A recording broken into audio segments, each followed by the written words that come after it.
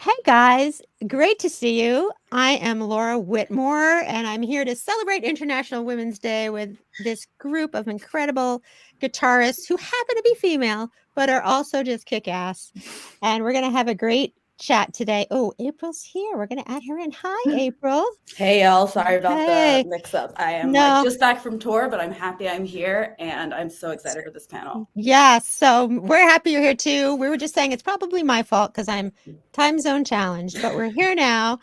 And I'm Laura Whitmore. I am the Senior Vice President of Marketing for Positive Grid, and I am also the founder of the Women's International Music Network and the She Rocks Awards.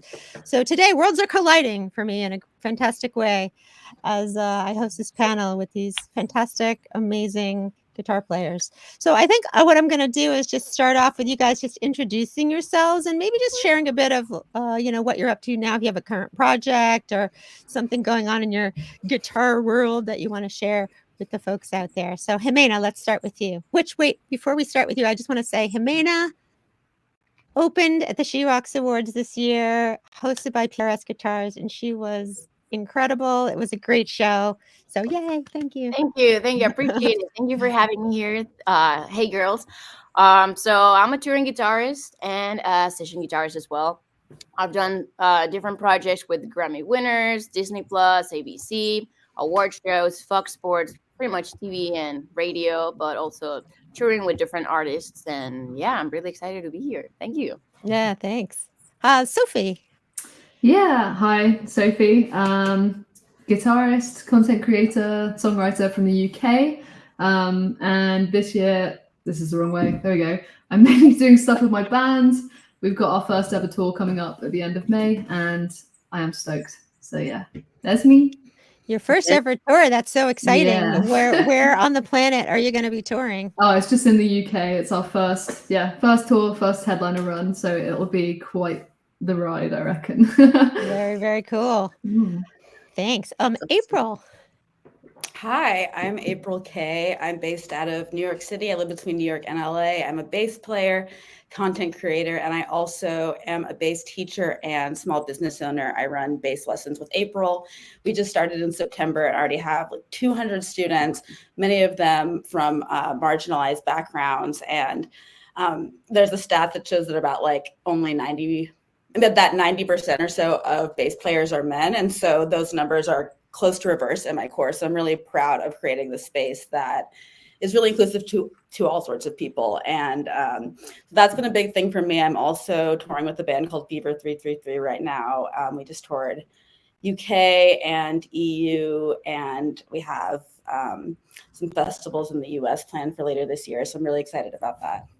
Thanks so nothing going on for you then. I know, right? Not much. Right, awesome. And the Destiny. What's up, guys? I'm Destiny Petrel. I'm a singer-songwriter, producer, touring session guitarist from New York, but in LA mostly. I've been doing a lot as well, as far as gigging, and then of course working on my own music that'll start coming out. The first single is next month, which I'm excited about, and producing some crazy, awesome indie artists. Cool. And so nice. It's been fun. This year has been fun so far. I'm really excited to be here too, by the way. So thanks for having me. Awesome. Well, great to chat with all you guys. I'm just going to jump in and maybe we'll start with like how it started for you. Like who were your guitar influences? How did they influence you? And maybe even like what inspired you to pick up a guitar or a bass, when you first started. So let's start with Sophie. Okay. So it's quite easy for me because I watched the movie The School of Rock when I was 5. And after that, I was like, that's my life. And then it was just like set from there. 5 years old, I was like, okay, like I'll be a kid for a while and then I'll just be a guitarist and that'll be that. So it was really easy for me to kind of decide what I wanted to do. But in terms of like influences and stuff, when I actually got going with it, I'd probably say like first, like Avril Lavigne actually. Obviously she wasn't like massive on the guitar, but she was definitely like the first. I was obsessed. And then like Nirvana, Kurt Cobain, and then I stumbled into like guitar, like Slash, Mark Tremonti, David Gilmour, and it kind of just developed from there. And then in like more recent years, I went over to the sort of like more technical side, so like the guys in Periphery and stuff like that. So yeah. Cool. That was a good movie. You're right. Yeah, so good. April, why don't you share? Sure. So I started playing bass actually in school bands and orchestras, which is so important to me because I think that there can be limits with accessibility when it comes to learning instruments. I think everything from visibility, right? Like Avril Lavigne is one of the women that we saw regularly with guitars as children. And so I think everything from like imagery to, affordability of instruments to access to education is really important to me because that's how I got my start. I actually started in school orchestra. So I was playing upright bass in school orchestra and kind of just kept playing. And I continued to have this love for bass throughout my school education, through high school and through college. And then in the pandemic, a video of me playing bass went viral and my content continued to go viral. And from there, I was able to kind of cross over from more local scenes and indie scenes into mainstream music. So I think social media and the environment that I grew up in and having access to that education were really big influences throughout my journey. As far as kind of who I look to now, it's all about kind of that trailblazing for me.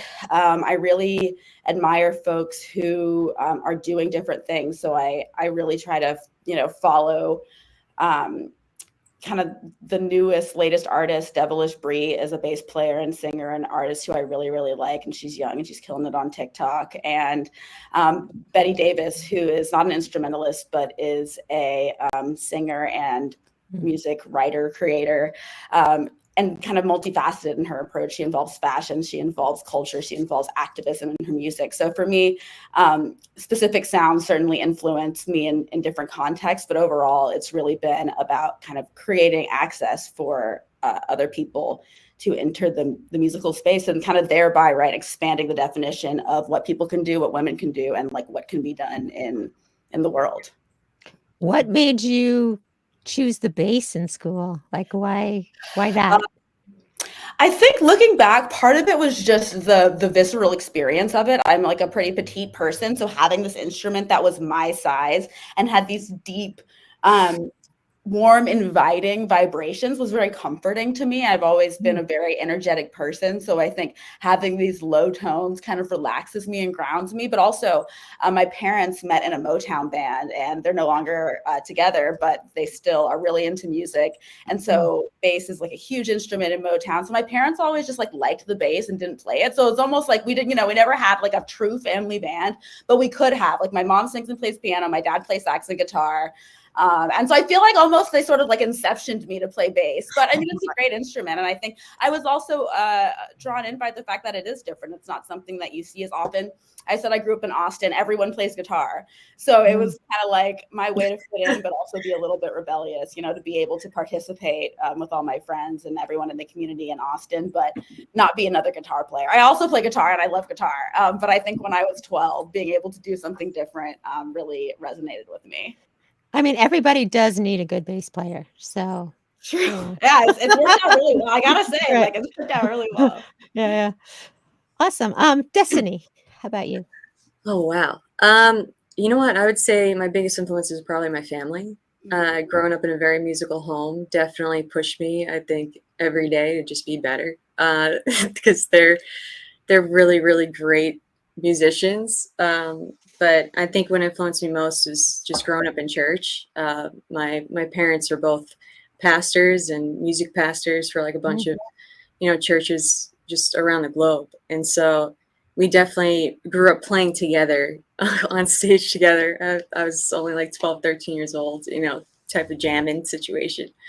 And so they inspire me every day. My dad is a multi-instrumentalist, main instrument is saxophone. We all sing, we all play, and honestly, it was the best thing ever. We didn't really have much growing up, but we had each other and we had our little tinker toys. It was like we were making music somehow. Like there's an acoustic guitar that my dad always had around, and I picked it up at 12 years old. And I started asking questions. I asked a lot of questions and sat there and learned from some really, really great musicians other than my family. Yeah. And so that, I think, inspired me most. Eventually that led to, you know, being in a band with my sisters and getting to travel with them. And yeah, it was really just getting to be out there and with other musicians and relate to each other and through music is just so special. And I think that's what just keeps happening, you know, it's what we do every day. Like, I'm so thankful I live in a city, LA, where I have so many musician friends who are incredible musicians, just like you guys, that we get to jam out, we get to play, we get to ask, you know, questions, and we relate so much because of our lifestyles, and just, it's beautiful. You know, music has really done that for me. And I think they inspire me every day. You know, they're the ones who inspire me. So yeah, I think it's everything in life, right? It's our life imitates art. And so I think it's just life experiences that inspire me every day and the people around me. Cool. Thank you. Yeah. And Jimena. Well, it's been a journey. I think like everybody, like we all have a different journey. My dad has always been into classic rock. You know, even though I'm from Mexico City, I was born and raised there. And eventually I moved to Los Angeles to go to college. But he influenced me a lot with, you know, like Queen and you know, like AC/DC. We would listen to it like on my way to school when I was like 6 years old. So that definitely like planted a seed, you know. And I think the moment of like realization that, oh my gosh, what's that? I literally asked, what is that? Because I heard the intro of Dire Straits, Money for Nothing. And the tone and like the riff itself, I was like, I want to do that. And my dad was like, oh, well, that's an electric guitar and there's a distortion that makes that sound, you know. And eventually, obviously, like Van Halen, you know, the craziness, the tapping, and like how shreddy it is, definitely made me be like, okay, I want that. Like it's like a goal or like my target. And then, you know, as I started studying music since I was like 13, 14, that I got my guitar, even though I wanted to play since I was 6. Yeah, you know, I started having like my punk era, you know, like, and then I switched to metal and Slipknot, Lamb of God, to like heavier stuff, Linkin Park, Meshuggah, Periphery, all that. Like it started being like a spectrum.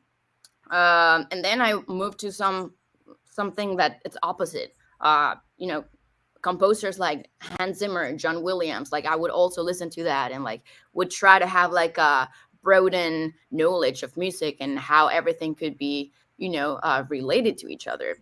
So music for television and like scoring, and then a little bit of jazz because of some teachers that influenced me. So I think I've had a grasp of like certain elements that have been kind of shaping my own style. We're all, you know, in constant improvement and changing our sounds. But yeah, so far it's that. But sometimes I do electronic music and I listen to it. So, you know, it's a little bit of everything. But, you know, like instrumental, guitar, and rock is what I release as my own music for now. Yeah. It's interesting how they're like, I think about this as a songwriter too. Like there's this sort of like creativity flowing around in the universe, and sometimes it comes through you, and you just have to be receptive to that and recognize it, even if it's like that moment when you're 6, when you're like, what is this? And it sparks this amazing journey that you are just open to, and that's why you're able to pick that up and go. Yeah, it's amazing. Let's switch a little bit and talk about gear. Like, do you guys have a favorite piece of go-to gear that you just wouldn't want to be without, either in, you know, as you're creating or when you're traveling, or I mean guitar related gear I'm thinking about. Does anybody want to jump in first? We're all being so nice to each other.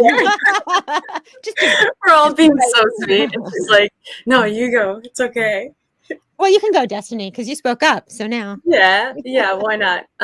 You know what? A piece of gear that I love so much, and I think because it's so well-rounded. I mean, it's great for any situation because I do play for a lot of different style musicians and artists and stuff. And so the Helix, like I swear by it. My Helix board is my go-to, my baby. That thing has been through the ringer, but it's a brick. But I love it so much. And I think it's because it's just everything is dialed in. I don't have to worry about the cables, like stressing about my pedals like not working and batteries and cables not there, and just everything's already set up, ready to go type of thing. And I feel like it's a tank as well. And so it's definitely my go-to, my Helix. I agree with you a lot. I also use Helix. From the big one, I have the HX Stump, the XL. Yes. And that's been like my go-to because even though it's not, it doesn't have so many like stomps, I think so far, like I've managed, for the touring to have the essentials. And then, at some point it just gets automatic of where, like you're going to be changing the snapshots or not. So I'm with you, girl. I'm the same team. And better than have everything dialed in, so you don't have to worry about anything. On tour, we go through a lot of stress. It's like go, go, go. So one thing less to worry about. Yeah. Yeah. Sophie or April, do you have any thoughts on your favorite piece of gear? Yeah, definitely my PRS Custom 24. Just because no other guitar I've ever played has made me feel the way that guitar does. So like I want to be buried with that, like you know what I mean? Like I'll take it to the grave. So yeah, I couldn't live without it, I've had it since I was 16 and I'm nearly 25. So I don't know how many years that is, a few. And yeah, it's just it's wild. I love that guitar a lot. It is interesting how a guitar becomes almost part of It's an your extension sound. of me. Like also I ride motorbikes as well, and I would compare the two. Like when you find a motorbike that you really like, it's just an extension of you. And I love that. There's not many things like music and riding motorbikes are the only two things that really make me feel that way, where I feel like I've extended my soul, if you know what I mean. Mm-hmm. Yeah. So that guitar. Yeah. April? Yeah, for me, totally on the same page with you, Sophie. Music is one of the places where I can feel fully engaged. Like I can be so easily distracted. And I think as musicians, we want to take in all this information. Like music and playing, especially playing in band settings, touring requires so much sensory awareness, right?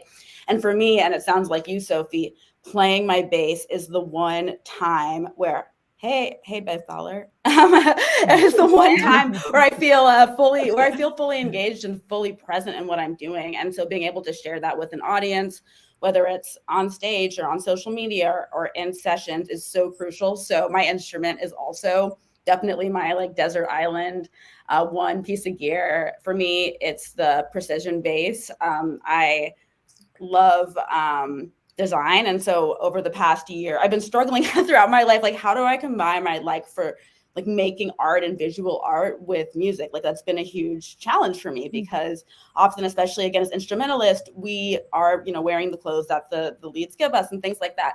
So being able to customize a bass, both like in color, but also the feel and the hardware, that is one of the things that I really love about playing because it allows me to bring my full self. And I think especially as a woman, especially someone from marginalized background, I can feel this pressure to like be like the guys and be one of the guys. And like, that's supposed to be a good thing. But like, what if I want to be myself and express myself? So having like my P bass to my customizations for whatever band I'm playing in at the time has been huge. I'm going to just say this now because I like to say things I want to happen, but I'm a Fender artist and I really want to make like a pink and a green like iridescent P bass and call them Cosmo and Wanda and like play them interchangeably. I just think that's right. It's so iconic. And I have not told them this yet, but I feel like this is like a good for that. So it's like I love cartoons. You're putting that in the universe. Right. Now. It works. Like I'm telling you right now. That's hilarious. Yeah. So that's very much me. I love a great sound. But also the whole experience of it, feeling it, the body experience, what it's like to look at it is a big part of playing bass as well, getting in that right vibe. Yeah, interesting. We just launched a survey on the Women's International Music Network today about guitar. It's called She Rocks Guitar. also survey, because we're trying to determine, like, should manufacturers, should people in the world be thinking about what do women want when they look for a guitar? Should there be products made with that thinking in mind? And I wanted to know what you guys thought. Like, how would you feel if a guitar manufacturer made a line of guitars that are specifically targeted towards women? Like, how does that feel to you?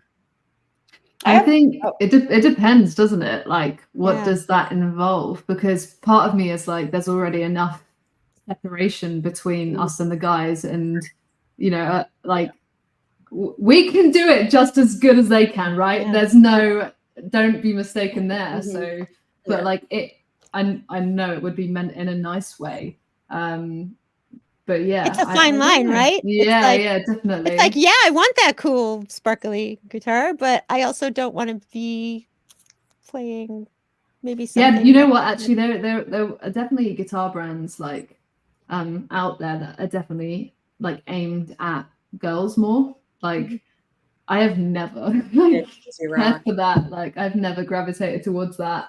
I just want to play what the guys are playing, or who anyone is. Like, it, you know, it doesn't really matter to me. But then again, yeah, and also the same goes the other way. Like, what would stop a guy playing a pink sparkly guitar? Like, if that's what they want to do, then by all means, there's no problem there. Like, there's already enough separation and like neggy vibes like around the gender sides. Like, so yeah, it's weird. I'm like split on it, but yeah, that's my take. Yeah, I think it depends on if it's, you know, customizing, be able to customization, you know, for everyone would be really awesome. Yeah. Like, you know, we're really blessed that we're able to do that, you know, April. Like, for real, right? Like, my baby that I still love and adore, and I swear, like, I bring it everywhere. It's literally attached from the hip. Like, for real, like, I never leave it alone. There's like air tags all up in there. You know, there's like multiple air tags. Like, what? I love that. Like, dude, I just had to use those. I legit asked, like, can I insert it inside the body? I like, looked that up too. No, for real. Wow. Like, this is the exact one. But that's iconic. I just like customize just like the pink, and of course, you know, just being able to do that, just to be able to express yourself as an artist. I like that. If you just have choices, right? You just have the choices. Yeah, because everyone does it. It would just be great if it was, you know, it's a different quality when it's coming from, you know, manufacturer. Yeah. Like, to have that, yeah, to have that option. And that's what Positive Grid does. I mean, the grills too. Like, I have like my own grill that's like zebra print or something that I did, and I was just like, this is cool that everyone can do that. Like, no one really does that, you know. Speaking of Positive Grid, let's talk about Spark for a minute, because we're here, right? Can you guys share maybe what's your go-to favorite Spark and some features or a feature in it that you just really love? Does anybody want to start with that? I like how it fosters creativity and it's really inviting. I want to speak to the gender piece a little bit too about products specifically toward women. It both connects, but in my bass school, I've had the chance to talk to a lot of different bass players and people coming in, right? And people coming into the instrument and coming into the world of music. And I've found that a lot of people, regardless of their gender, are interested in things that people might think of as women's concerns. A lot of people come to me because I talk about being straight up discriminated against when I started playing by a bass teacher who said my hands were too small. And I'm like, that sounds sexist. And then as I learn through in the industry, that's code for sexism. You're a girl, right? That's what they, and then but I've ended up attracted. Tiny.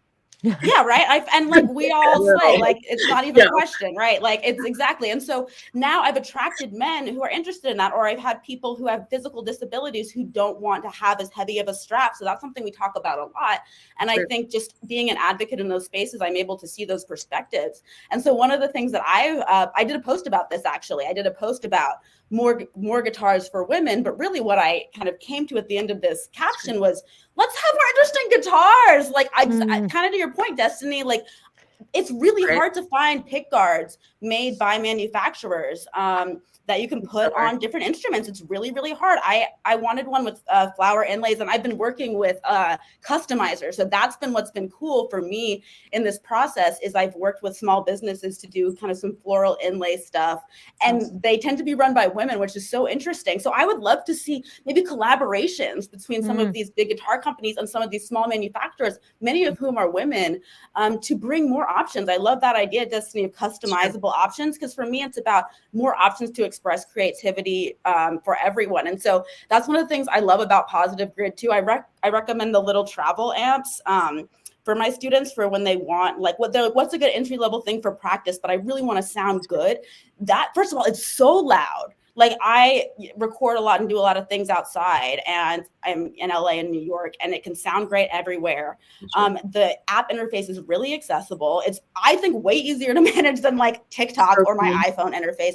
And the sounds are pro and they're legit, and you can go through and kind of find your favorite artists and mix and match, and it's so versatile. So I would say I love playing with, the distorted tones, because like many of us, I like, rock tones, but it's really versatile. It's a great for clean tones and great for just practicing and honing your skills. But it's just, I love the accessibility aspect, the customizable aspect, and that it can meet people where they are. And I think that's kind of where I stand around instruments and tools for women. I say, like, yes, let's think about all people when we're creating things and create more variety and more options to just add more spice to life and invite more people in. And I think Positive Grid does really well with that, especially with the Spark amp and the way the app's set up. Thank you. That's good to hear. Yeah, it's really, I mean, I wouldn't be here if it weren't for, if it wasn't a great product that I use constantly. It's my go-to. I have, because it's fun, because I like to spice it up. I like to play, and it's playful. It's inviting. Like I said, it's inviting. And that's what I want more from guitar companies, and to be inviting. And I think that's seems like what we're all about too, is bringing people in, not gatekeeping, right? Being able to be ourselves in these spaces. And I want to read your article. You'll have to share the link with us. Yeah, I will. Or your post, or whatever you put it. I'll try to dig it out. So, Sophie, what do you think about your Spark, your favorite Spark? Yeah, I mean, oh God, I've literally, because I think I first worked with you guys back in 2019, so it's been like a minute. Oh, when we first launched Spark. Yeah, wow. pretty much. I think I was. Wow. I was one of the first people. It was a fun time. I was one of the first people to do the like the demo, one of the demos. It's like the rectangle one. That's right, I remember. Yeah. Right? Yeah. That's the one. But I think, like, generally speaking, like, there's so many versions now, and they're all absolutely incredible. I really like this one because, like, you could go anywhere with it, like fly with it, hotel room, practice, whatever. And I think, April, you said they're loud, right? Like, just they're pretty loud. Love that. And for me, I think, like, I've recommended them a lot, and when I was teaching too, and when I just get people saying I'm starting out, what should I get? It's like the amount of options you have, like tone wise, at your fingertips is just so true. Ridiculous. Like, there isn't a better option out there, in my opinion, like, especially if you're getting started and you just want all of the cool things, right? All of the cool things, like, it's great. It's just great. So I just love how versatile it is, I think, more than anything. Like, and the tech actually works. Like, I've tried so many products over the years, like from different companies, where the tech is just like buggy and not good and still needs a lot of work, whereas this is like flawless every single time. Flawless. Like the Bluetooth connectivity, though, is crazy too. Yeah. Usually it's faulty with other products, but this one, it connects right away every time. Like, it's so awesome. The presets, though, is what I love most, because I'm able to just switch from, like, lead guitar sound like crazy, distortion with like delay or something, and then I switch it up with like verb. There's a trem. It's great. I mean, it's so accessible though too. Like, the app is great. That is like the lightest little thing that I throw in my backpack too, which I think is awesome. I didn't want to use this outside of, because I'm like, I don't want someone to steal it. Yeah, I should put an air tag on that too. That's all I'm saying. Yes, no, but I love it. I absolutely love it. I love that thing so much. I think it's the quality of it, though. It's the quality of sound that is just so perfect, because there are others that I have used that it sounds like it's in a tin can, and this does not sound that at all. Like, at all. It's great quality. Yeah, I do agree with the quality. First, the design and the materials, not only like the sound. I really enjoy that too, because some other products like feel cheap, right? So this is like straight out of the box, doesn't feel cheap. And not only as an amp, but also as a speaker, like if you go like on a trip or something, you can use it as a speaker. And sometimes things are not balanced with other products. And it's either it only takes the frequencies of your guitar, or like a regular, like, like whatever brand for like music only. So it's like a good in between. And what I want to highlight a lot is that it's a product that applies for professionals and people that are starting. So it's like students and professionals. And it's a lot that, like a brand should consider, and a lot of brands don't. It's like, oh, you're just going to be starting, so we might not give you a lot of quality because you're just a beginner. So why not start from the beginning with quality? So that's something that I like. And I also like the tiny one. Spark Go. It's my go-to, because it's Spark Go. So exactly. yeah, when I'm on tour, I love this in the green room and hotels, even to warm up and stuff. And, you can either have the little volume or just enough bother your neighbors, because sometimes you play at 2 a.m. So it's helpful with different situations, and the how the ecosystem with either devices of iPad, iPhone, whatever it is, it's user friendly, because sometimes you can have quality of a product, but you need so many things to make it properly, like dive in and dig in the tones and stuff. This is pretty friendly too, so I like that. Yeah, thank you. Yeah, we had somebody asking, or they're trying to decide between the Spark Go and the Mini, which this one's the Mini here, a little bigger, but also battery powered. Do you guys have any thoughts? Like, I think I love them both, but of course. They're both so great because, like, again, across all Spark products, the tech is the same, isn't it? So like, it's more about, size and convenience. If you travel all the time, then this is probably better. But even the Mini is not that big either. It's still really doable. You could put that in your backpack too. So for me, I don't know. It depends on your own personal situation. But if you just plan to have it at home, then I would go maybe the bigger one, just because a little bit more power. But they're both incredible. They're both like great. So yeah. You can't go wrong, right? I mean, exactly. Yeah. Let's talk about, we were talking before we went online about Jimena's crazy moment before she had to go on stage at the She Rocks Awards. So I want to know, like, do you guys have any crazy stories from the road? And Jimena, you can share that story if you want, but you don't have to. I mean, it's fine. I think it's good sharing these kind of things with, like your audience, followers, and fans out there. Because sometimes people think as an artist and they see you on tour, red carpets, here and there, they think it's all glamour. Guys, everybody that's watching, not everything is glamorous. So please keep that in mind. Yeah, so I'll just sum up real quick my little story here. I had the honor to play the She Rocks Awards this year through PRS Guitarist and Women's International Music Network. And, I was really excited, prepared my own project, and, you want to make the best of your show. And right before the show, we had a red carpet, so I had to go get ready to the hotel, because at NAMM, you have your hotels and stuff. And they closed the streets because there was like a riot or a protest from people there. And obviously nobody was aware of it. So I just hop in my Uber, heading to the red carpet and to the show. And the streets are closed and we're stuck there. And the minutes keep going. And I'm like looking at the clock. Oh my God, my career is gonna go to here. But So yeah, we found out that the streets were closed, so the police were like redirecting people and the cars. So the Uber started going the opposite direction of the convention center. So I was like, no, stop, please stop. So I got out of the Uber and I started running. And the shoes that I had my heels in my backpack, but I had still shoes that had a little bit of platform and heel. I regret that. So I had to run 6 blocks, and for people that have been in Anaheim before, they are huge. They're so long. So it's like I saw the convention center and I was running, and it was not coming like closer. So obviously I had my makeup done, my hair, my outfit, and I'm like, great, I'm trying to save my career, so I'm gonna look terrible, but who cares right now?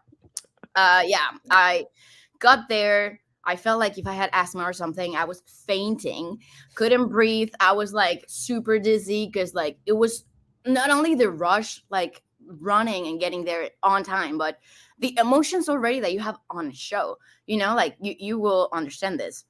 You need to be in the zone and prepared to go on stage because we are the entertainers, you know, like people are going to be watching you. They're not going to be on the phone and you're in the background. It's a show and they're going to see the stage. So you need to be in the zone. And I was clearly not in the zone. So yeah, I didn't tell you this, Laura, before, but I was dizzy the first 2 songs.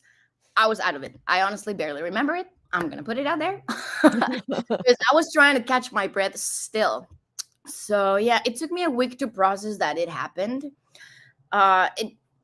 It worked out, not as I would have liked, you know, like, but we can't prepare for those kind of situations. They're out of control. And as an artist, you just have to push through that. And you're on stage. So I was like, okay, I'm on stage. I'm dizzy. I barely see my fret spot. Let's just keep going. After like the second song at the end, I was like, okay, I finally like know where I am. But yeah, so that was a crazy story for sure. I'll try to get over it.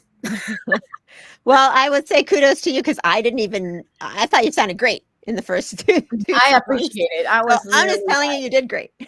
Thank you, appreciate it. Because my overthinking also is like, oh my gosh. But muscle memory is key. Yes. So thank God muscle memory kicked in. So yeah, I will say like 10 minutes before the show, we're like, where's Jimena? Like, shouldn't she? It was so nerve-wracking. I'm like, dude, I'm gonna look so unprofessional, this and that, but they're gonna think I'm late because I don't know, like they're gonna assume this. And I had to say, they closed the streets. I'm so sorry. Yeah. So yeah, Bev, you're Okay. right. There it is. So that's it. Make sure you practice and you're totally prepared. So if your brain gives out, then Yeah, the you can muscle still memory do will it. kick in and you'll be fine. I testify. What about you, April? You're on tour now. You have any crazy stories from the road? Man, I have so many. I'm like, is it too fresh? I guess I'll tell this one. So it's the last day of tour. I hadn't showered for 2 days because it was like UK in the winter and it was so cold and so windy and I had lost all will to do anything but play bass. So I just was like, because, okay, so this is the thing. The thing about the glamour. Let's talk. Okay, I've talked to my therapist, like all of my therapists. I've explained to them. They say, what's the shower situation like? I say, best case, my band of 11 men and like 1 woman will have 2 showers and like I'll shower first in the like shared shower that like thousands of disgusting smelling metal people have showered in. That's the best case, right? Worst case, all 60 people in all the bands on the tour are sharing 2 stalls. And I go in there, it's so cold, I'm so sweaty, I'm so itchy, and I'm like about to gag. And that's too much work at the end of a 30-day tour. So I hadn't showered today, but I smell good. We have our ways. So Don't true. you know we have the wipes, we have the water, we have our ways. A lot of folks are in bands where they don't even have the privilege of having access to showers. So, So it's we the have paper towel in the bathroom. Listen, we all have the soaping. we do what we got to So do real. to keep our food down and to stay smelling good on tour. We all do that. So real. However, last day, hadn't showered. I'd gotten to sleep. It was like 4 a.m. because, everyone's loud. 2 hours later, our beautiful tour manager, Imran, love him. Great heart, great soul. Love the man. He knocks on my bunk. April, you got to pack up all your stuff. Our bus broke down. We're going to go outside and get on the other band's bus. And I'm like, sir. And my sister sent me that sound. I would like to buy a gun. Like I have never been so like oh, this is real rage in my heart. Like, I'm such a kind person. I'm like, I've never felt this way. And so, yeah, we wait outside in the cold. And then we get on the other band's bus. Fortunately, they were like an hour behind us, so we only waited for a few hours. They pick us up. We get to the venue. I cry, have a couple little tears, I'm just like, because it's just so cold and I'm so itchy. And then we get to the hotel. I rest, I take a nap, I wake up, I do a 40-minute entire insanity workout because our shows are like very acrobatic. I have my water.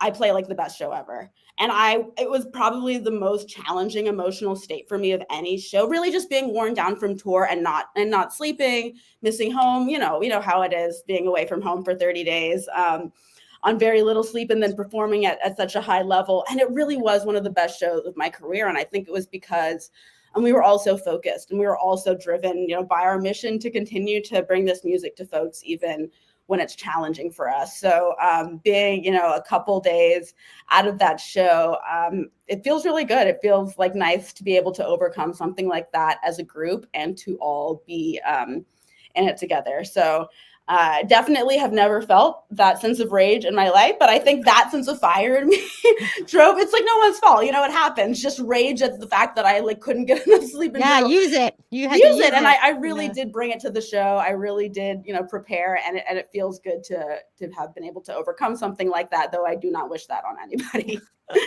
Nice. That's so true. Yeah. Oh my gosh. That's real. That's real. Yeah. Destiny, I can tell you want to add to that. Yes, that go thought. Honestly, I fully understand. I fully understand your pain. No, there's too many stories with that. There's too many stories with it. It's ridiculous, especially traveling with guys most of the time, Yeah. Luckily though, I've been able to travel which is awesome. Full women tours. There was about 3 of them that I did. And honestly, it was one of the best experiences ever. I think it reminded me too, there's just a safety, and because I used to tour with my sisters for a good 7 years. I was touring with them when I was a kid. And so it kind of just brings in, I don't know, everyone feels a lot closer and more understanding. And so there's one story that pops up in my head that I was terrified of because I was running the tracks as well as playing guitar, singing BGVs, and then playing keys. Jeez. So yeah, MDing on the road, it was great. And it was for Coachella a few years ago.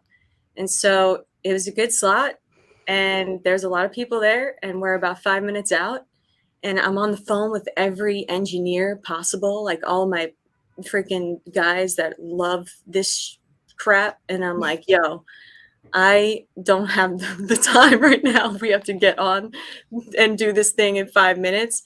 And what ended up happening was the tracks cut out 5 minutes before. It was how sound check is only 20 minutes you get. That's it at festivals. And so I'm the mad scientist, over here moving cables around the whole thing. The first computer goes out. Now you have A, B, and computer. And so I'm like, oh my God, computer A just went out. And so of course I don't tell anybody. No, that's just how I do it. Instead, I go to the one person that can help, and he freaks out. So I'm like, all right. And I'm really, really chill, and I'm very calm. And everyone has said that about me, which I think is a curse though, because I'm actually freaking out inside.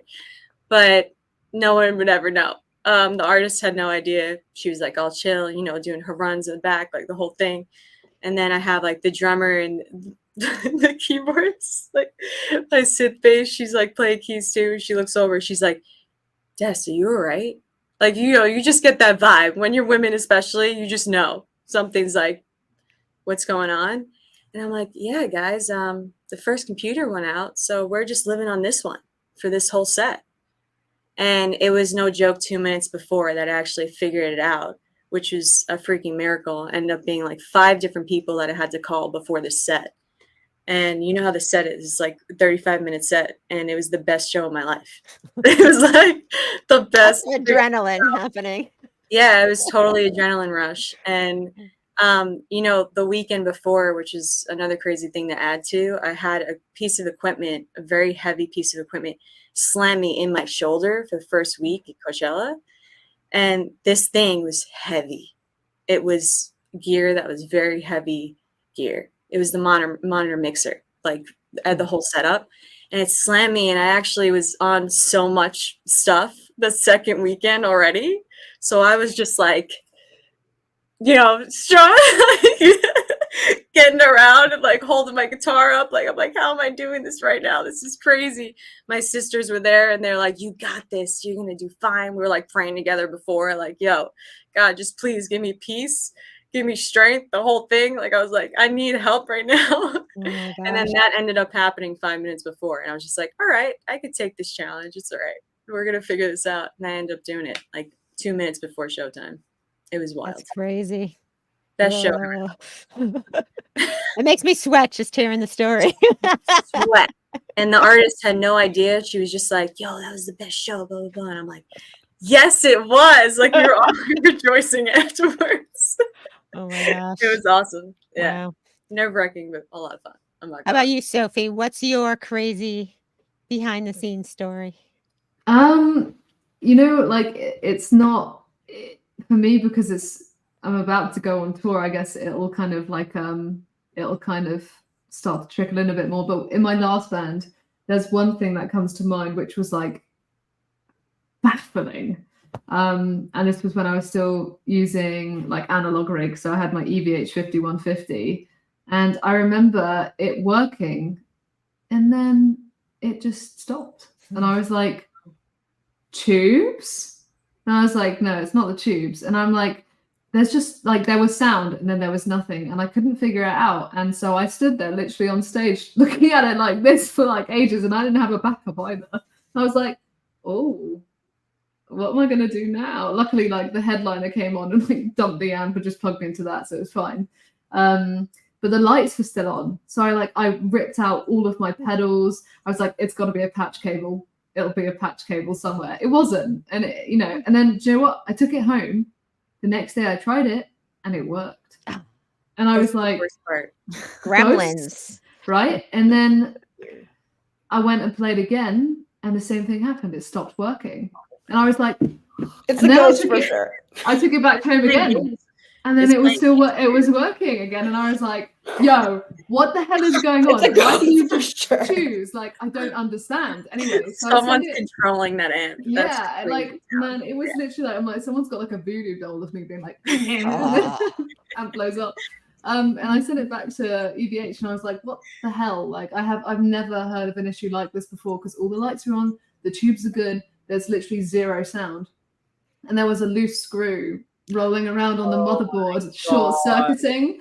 And then they sent it back to me. I got it home, and the next time I went to carry it downstairs, I heard this bloody screw roll down the motherboard again, and I was like, you will be the end of me. But yeah, that was like the weirdest. That's it was crazy. But the second time, like after it happened the first time, I brought a backup, but I was still like, and every time I'd switch on, I go, "You gonna work today? Are we friends?" Give it encouragement. Yeah. Some words of encouragement. But, one of the reasons I no longer want to do analog, because it's too stressful. And now, like, I'm fronting a band as well. Like, I can't be going, what the hell, when I'm trying to sing as well. It just doesn't work. So, yeah. But gear stuff when it goes wrong is always hilarious. Like, trying to troubleshoot when you're on stage is like the weirdest vibe. I'm normally I don't get stroppy about it. I just like start laughing and be like, I don't know what to do. This is really funny and really not funny at the same time. But yeah, stressful. Yeah, that's the opposite energy of the good adrenaline rush. That's that's the like, what the hell is going on? Yeah, that's the other piece of your brain has to be engaged with figuring out what is. It's because you're in the creative brain at that point, because you're on stage performing, and then you're like required to be the mad scientist and like come out of it, and you're like, I can't do that right now. Like I can't just switch when I'm on stage. So fun. Well, this week, CBS News came out with a piece about the surge of women playing guitar. I don't know if you guys saw that, but it was all over my feed. People saying, Laura, did you see this? Did you see this? So I want to know, like, what do you think. Have you guys been seeing more women playing guitar, more girls picking up guitar? I kind of been seeing that, but I want to know what do you see in the world, and do you have any advice for these new players who are jumping into the ring? Jimena. Yeah, I think, yeah, like the women, not only in guitar but in music, has, it's expanding. It's still in a process. We can't, claim victory and be like, oh yeah, the women, like we did it. No, that's not the case. We haven't done it yet. We are in the process of doing it. I think there's a lot of examples out there, especially with social media, that like it starts getting exponential of like, oh, this person inspired me, so I'm gonna try it. And then it's not about copying, but learning from that person and then owning your own style. And then that's how it grows like a community. This is clearly a great community, and it's still inspiring to other communities to start their own journey. Yeah, also as a teacher, not only as an artist, but I did teach. And the fact that at the beginning I had only like boys and not a lot of girls, it definitely showed me like, okay, as an artist, I need to do something about this, because, I went through that. And even in college, I was the only girl in my class. So it was still a challenge to this day. So, after a while, I've noticed girls picking instruments, different ages, and people being supportive about it. I think the girls that have been here, been through certain look down on us, like, oh, you're a girl, like we'll see how you play, or being underestimated. And we all constantly have to be proving ourselves. So we are trying to create a world and an environment for girls that are starting, so to not be underestimated when they're seen with a guitar or with any instrument, in this case another bass. But yeah, it's still a way to go to not be underestimated by the boys, because it's still a male dominated instrument, industry in general, but the instruments itself.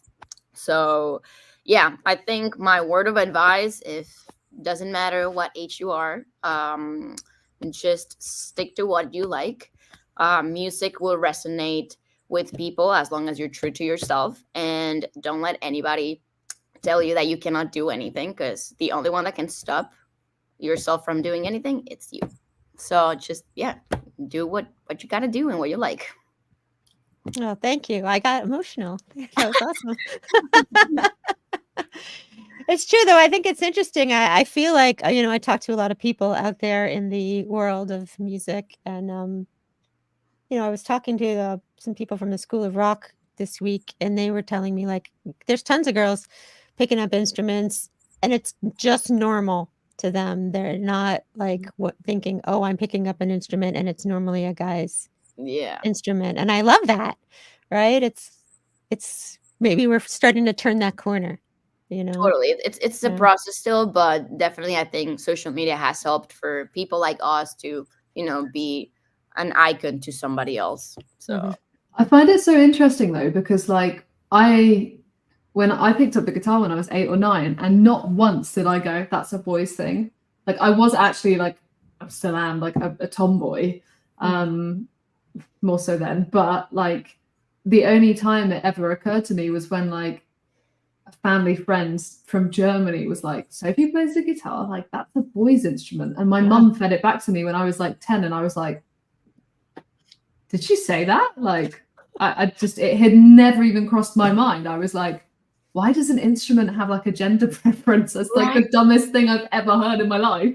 So I was like, well, I'm just going to crack on and play the guitar, and I'm going to love it. And that's that.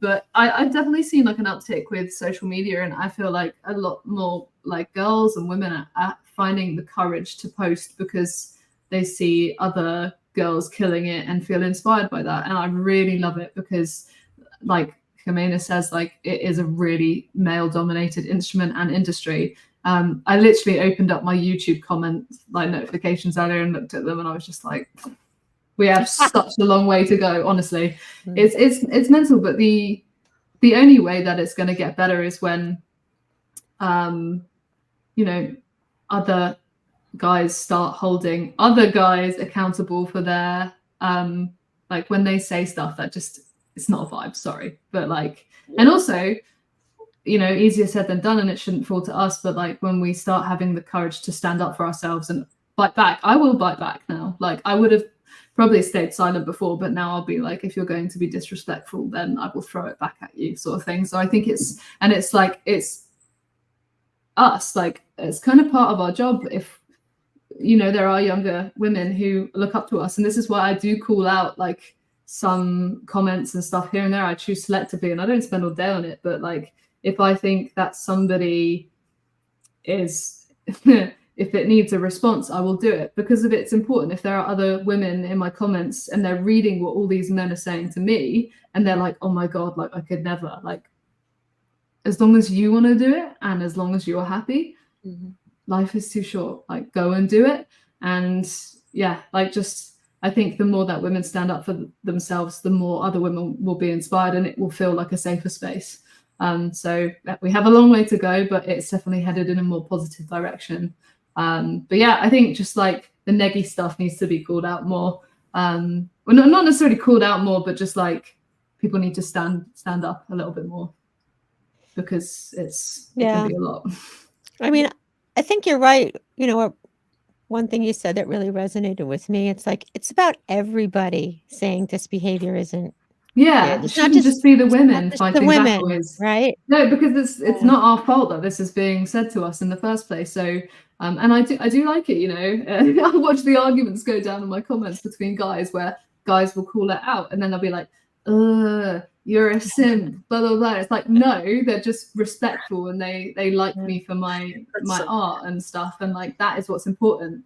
But you know, you have to try not to look into the hate side of it or that too much, because the people behind it are usually really unhappy anyway. So yeah, I try to just focus on like, how can we help accelerate this movement, right? Like how can we, if there is this movement toward more girls and women picking up guitar or any instrument, like what can we do to like amplify that, to get that ball rolling even quicker?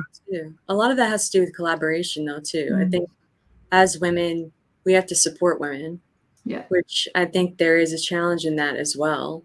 What I have seen such a change though, as far as even just women that I work with, freaking awesome. Like we all support each other 100%. There's no ill at all. Like it's great.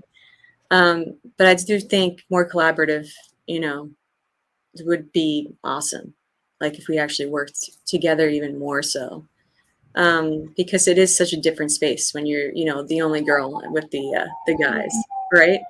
It's such a different space, and it's something that they're used to, and so we do have to change that as well, you know. And so I feel like changing that is bringing your friend into the room as well. Who cares if she's another guitarist?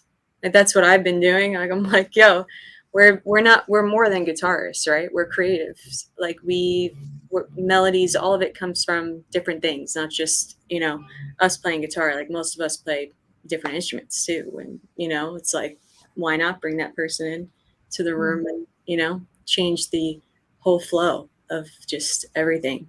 They're creative, you know, with just different people in the room. Like, you know, it leaves more room to grow that way too, though, you know. So yeah, I think being more collaborative would be definitely helpful. But anyone just starting out, or, you know, it's really getting plugged into your local music scene. Like that's what I did. I think that helps. Asking questions helps. And then a lot of guitar playing was involved, you know. It's like you just gotta work for it. Like I was in the room for hours and hours and hours, like all day every day for years, you know, playing guitar. You know, it was like Guitar Hero. It was like, I swear it was like the best thing for timing. Like I was like slamming on my Guitar Hero, and then I would go on guitar and I'll be like, no, I could play that. Okay, I cannot play that. No. Like, you know what I mean? You just got to work hard too. I think that's a big plus that you got to do it. Yeah. Don't be afraid. Do not be afraid either. Fear is like the biggest enemy. And that's what I definitely hassle with a lot is just like, oh man, I don't know. I'll probably be looking stupid doing that, you know? And then I'm like, nope, it's okay. Like, I love it and doing it for the right reasons. I want to reach people, as many people as possible. I'm just going to put it out there. And then it's like, that's the video that ends up like, what the heck? I'm like, yo, how did that even happen? It's the video that I was so in my head about. Funny. Yeah, just don't fear too. Don't fear yourself. Don't fear like, you know, what the heck is going to happen. April, do you have any final thoughts? Yeah, I think Sophie and Destiny, I really appreciated your conversation about bringing people in addition to kind of protecting the space, right? And letting it be known the kind of space that we want. And we have to both be for what we want as well as speak up against what we don't want. It's so important to, when we see these opportunities for positive change, to take these opportunities and to chase what we want. In my project Fever 333, I'm always pressing. It's not just about more women on stage. It's about more women in the booth. It's about more gender diversity in different parts of our organization. It's about having the group represent the faces we want to see in the industry and chasing that and continuously chasing that with passion and unapologetically. And that same passion and lack of apology is exactly what I want to cultivate in beginners. Beginners don't tend to have this chatter about doing something wrong. It's about excitement and about that spark inside. And there's going to be so many times that you're going to want to put out that spark, and that others are going to tell you that your spark is weird or crazy or annoying or loud, or they don't like this kind of music, or you're doing this thing that doesn't look like how you're supposed to be doing and I'm not used to. But you're going to have to continue to hold on to your joy and your spark. I started out in orchestra. I went to jazz band, I played country, I played every single genre, and now I'm in a progressive metal band, and not prog rock, but a social justice oriented metal band. And it's my dream come true because I've held on to that passion through my journey. And that is something that I see so much in beginners that I think does get squashed online and does get squashed through adversity. But holding on to that spark and making your own guitar or bass or instrument or music journey what you want it to be by chasing that joy is what's going to keep you playing. And I would not have believed this if someone told me 10 years ago, 20 years ago, that would bring me all of the success and everything that I wanted, but it genuinely has. I just started playing bass when I was 12 and I kept playing it, and the opportunities kept coming to me as I continued to chase my joy. So that's really what I encourage in beginners. And I encourage, frankly, in every step of your journey, and that I try to cultivate in my own when I get down. You know, when I'm woken up at 6 a.m. and have to really put on an amazing show, I'm like, I love doing this. I love it. There's literally nowhere else I'd rather be. And so that's how I think it should be every spot through your journey that you can, you know, even the painful moments, how can we make them fun? You're practicing something you love, right? Holding on to that joy is so crucial. And so that's what I encourage us to do in the industry as advocates and activists, and also what I encourage beginners to cultivate in their practice, as well as their integration into the community, because I definitely agree that having camaraderie is a huge part as well of success in this industry. Yeah, thank you. You guys are awesome. Thank you so much for joining us today. Before we wrap up, I just wanted to let everybody know we're partnering today with Norah Jones and Record Store Day to celebrate the release of her new album today, Visions. Cool. So check out Norah Jones Visions. And if you go to our website, thewomen.com, which is THEWIMN.com, you can enter to win a free Norah Jones prize pack, including some vinyl and some other goodies. We also, as I mentioned earlier, we just launched a guitar focused survey on thewomen.com as well. So if you go to our homepage, you can see it there. And you can sign up for our newsletter. There's incentives for doing the survey, all kinds of fun stuff. So check it out, get involved. And yeah, you could win a Norah Jones album, and it's cool. We like Norah Jones. So anyway, thank you guys so much for joining us today. Thanks everybody for watching, and rock on. Thank you. Thank you for coming. Bye, guys.